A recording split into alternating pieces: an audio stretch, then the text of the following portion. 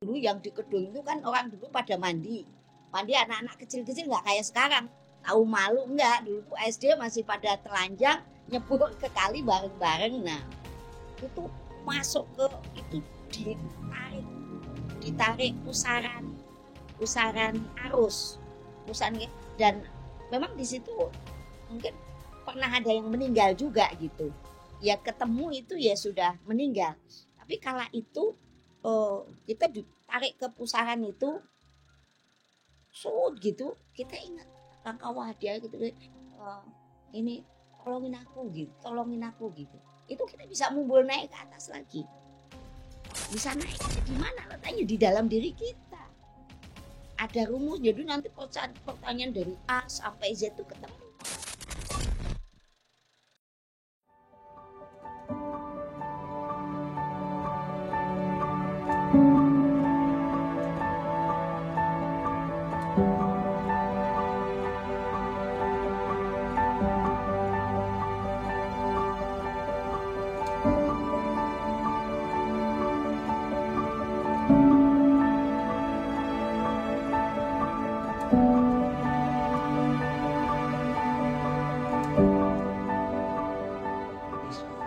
Mungkin di sini juga ada teman-teman yang baru, biar supaya mereka bisa membedakan. Ini kan hubungannya kan dengan hening, awas, teling. Terus biar supaya mereka juga tahu apa papat ajar. Ya. Jadi perbedaannya di mana dan persamaannya di mana yang dari cerita Bunda yang sekarang. Oh gitu. Jadi kalau menyangkut itu nanti prosesi meditasi. Prosesi itu adalah perangkat. Kalau yang disebut kiblat papat limo pancer itu, jadi kiblat papat itu 4 penjuru mata angin. Dan disitulah tempatnya Kakang Kawah, Adi Arya, Getih Puser kalau kita nggak panggil. Kalau kita panggil untuk melayani kita kembali, nah melayani sang pancer. Jadi pancer itu ya diri kita ini yang berwujud, yang wadak ini, yang sudah lahir di dunia ini, inilah pancernya. Kitalah ini Pak, pancer yang ada jiwa kita di dalam jasad ini, yaitu sang pancer. Jadi ini sebenarnya pelayan. Ketika orang tua kita sudah melakukan hubungan suami istri kemudian positif, itu sebenarnya sudah menjadi pemenang. Dia jadi pemenang, bisa mengalahkan sekian juta sperma yang berhasil, mungkin ada satu, ada kembar dan lain-lain ya. Inilah sang pemenang ini sama yang kita anggap sebagai Allah, semesta, Tuhan, apa aja ya. Itu diberikan hadiah. Hadiahnya otomatis kalau hadiah kan menyenangkan. Kalau hadiah kira-kira nyenengin apa enggak? Seneng ya, karena sebuah hadiah setelah menjadi pemenang. Hadiahnya apa? Hadiahnya yaitu pemomong atau pasukan atau apa aja yang akan melayani kita. Ya kalau pewayangan Semar, Gareng, Petruk, Bagong. Kalau di Islam Jibril, Mikail, Israfil, Israel. Dan banyak hal lah, masing-masing mungkin namanya berbeda tapi posisi kekuatan, kemampuan yang sama. Intinya melayani sang pancer. Melayani sang pancer. Nah, ini sama Allah Subhanahu wa taala, sama Tuhan, penguasa alam semesta, ini ditugaskan untuk melayani kita, pancer kita, dan dia tidak pernah berkhianat. Karena dia diciptakan sama Allah Subhanahu wa taala dari bangsa malaikat. Bangsa cahaya. Jadi tidak pernah berkhianat. Selalu mengikuti perintah dari Tuhannya. Setelah diperintah dia akan taat. Ya karena dia sudah sangat berhasil ketika kita di alam rahim itu kita dilayani dengan baik. Dengan adanya Kakang Kawah Adi Hari-Hari Gede Puser itu kita nggak kekurangan apapun. Karena kita selalu dilindungi, selalu diberikan kenyamanan, selalu kita dijaga sedemikian rupa hingga merasakan kenyamanan ketika di alam rahim. Dan ketika akan keluar pun kita juga sudah diusahakan jalannya dipermudah. Makanya sebenarnya seorang wanita, seorang perempuan itu sebenarnya bukan sekedar bisa, tapi mampu untuk melahirkan. Itu sudah kodratnya sebenarnya. Karena memang udah settingan Allah Subhanahu wa Ta'ala. Karena kemajuan teknologi yang sekarang riset kedokteran dan lain-lain, nah sekarang ada sesar. Jadi semuanya bisa, jadi hebat bisa. Jadi hebat bisa karena kita sudah punya pelatihan. Jadi kadang-kadang kita itu misalnya kecelakaan. Ini pengalaman Ibu aja. Pengalaman Ibu. Ibu pernah itu kecelakaan. Kecelakaannya di mana? Kecelakaannya itu kita waktu itu masih belum paham tentang Kakang Kawah Adi Hari, belum. Di sebuah sungai.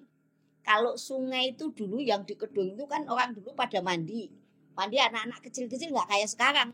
Tahu malu enggak? Dulu tuh SD masih pada telanjang nyebur ke kali bareng-bareng. Nah itu masuk ke itu ditarik pusaran arus, dan memang di situ mungkin pernah ada yang meninggal juga gitu.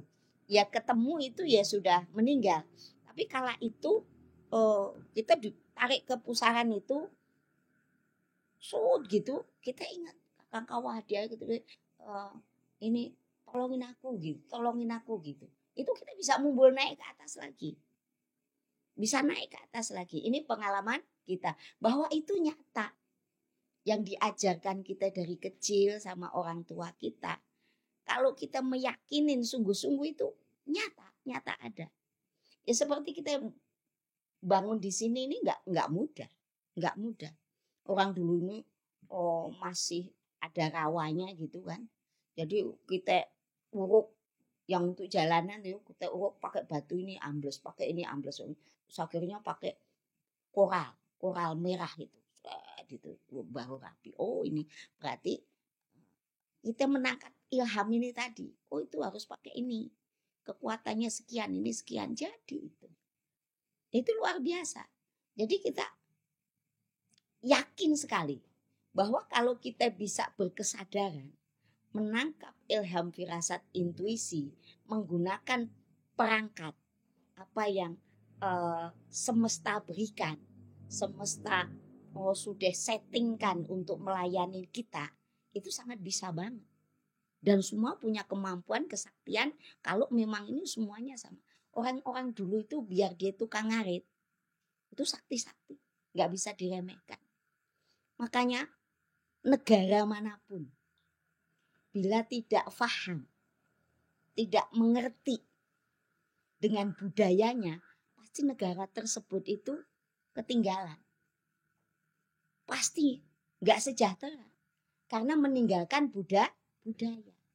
Makanya ayo kita bangkit kembali. Kita harus mulai kebangkitan spiritual supaya Nusantara jaya kembali. Terus kalau masalah materi kehidupan yang kita ajarkan orang yang susah, orang yang miskin, orang yang terlilit utang bisa selesai kok. Dan gak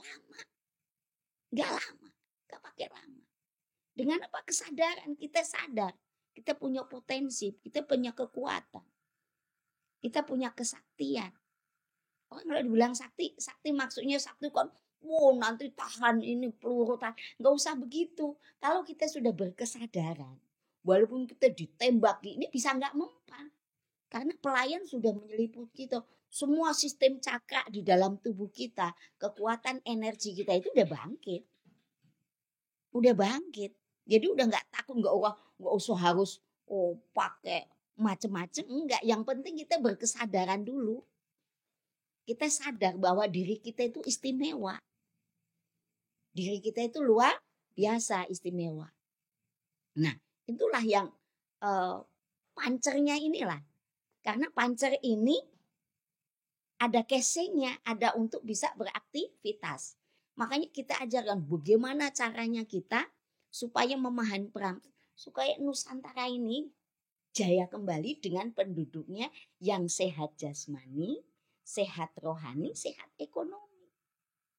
Kalau kita miskin, coba orang perutnya aja lapar, gimana mau ngomong?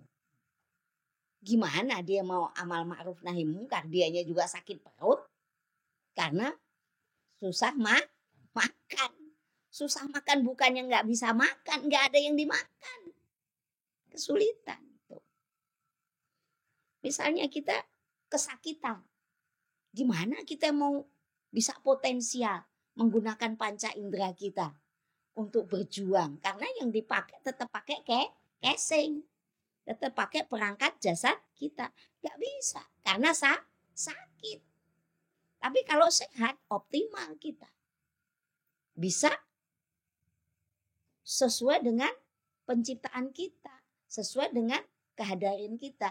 Yang mungkin kalau saintis kan kita itu nggak ada cipta mencipta, nggak ada gitu. Adanya ya sebuah partikel, molekul itu saling sinergi, memadat, jadilah kita saling berkumpul, memadat, jadilah bisa menjadi sosok gitu. Karena memang kalau kita lihat, misalnya di keset, diteliti, semuanya itu bergerak. Nggak ada yang diem, nggak ada. Walaupun itu sel mati tetap aja bergerak karena digusur oleh sel-sel yang sehat keluar. Itu entah lewat pori-pori, entah apa, itu tetap terus bergerak terus. Nggak ada yang diem. Jadi apapun, semua sistem yang kita lihat semuanya itu bergerak. Ini bisa kita pahami ketika kita sudah memahami jati diri kita. Makanya kita adakan camp. Camp itu supaya kita mengenal, bertemu dengan sang guru sejatinya. Guru sejatinya di mana? Letaknya di dalam diri kita. Ada rumus, jadi nanti pertanyaan dari A sampai Z itu ketemu di camp ini. Jadi yang katanya kamu pengen ketemu Tuhan, ya bisa. Kamu pengen ngobrol sama Tuhan, ya bisa. Tapi pengen ketemu Tuhan, ngobrol sama Tuhan harus melewati kematian dulu. Makanya bagaimana caranya kalian bisa merasakan kematian dalam kehidupan. Itu baru bisa ketemu. Nanti kalau sudah memahami ya tiap hari bisa ngobrol, bisa ketemu. Gitu. Tapi ya, syaratnya kalau yang kita ajarkan yaitu kita ngikut camp. Karena tidak bisa kita tanpa kematian, tanpa proses, tanpa ibaratnya ritual tirakat yang kita bimbingkan supaya kita memahami bagaimana mati sakjroning urip itu tadi. Dari dalam kehidupan tapi sudah merasakan kematian hingga kita bisa mengenal, memahami, mengerti dengan Tuhannya yang dianggap sebagai Tuhan. Atau apa aja nama itu kan hanya nama, yang ngasih nama juga kita. Itu seperti itu yang namanya kiblat papat limo pancar. Terus kemudian potensi yang lain tuh masih banyak sekali. Otak kita nggak nyampe untuk memahami bagaimana potensi diri kita itu kadang nggak bisa. Nanti kalau kita sudah memahami ikut camp itu kita hanya selaku penyaksi. Karena semuanya sudah ada sistem. Ada blueprint yang ada di kromosom kita, itu blueprint. Itu kalau misalnya mau baca itu kayak sebuah kitab blueprint itu. Anak moyang kita siapa, ini siapa, keturunan kita siapa, berapa, itu bisa. Nah kita itu punya peran. Masing-masing gak sama. Saling melengkapi. Makanya kita disebutnya makhluk sosial. Jadi gak bisa. Untuk jadi sendiri itu gak bisa. Semua harus saling melengkapi. Itu seperti itu.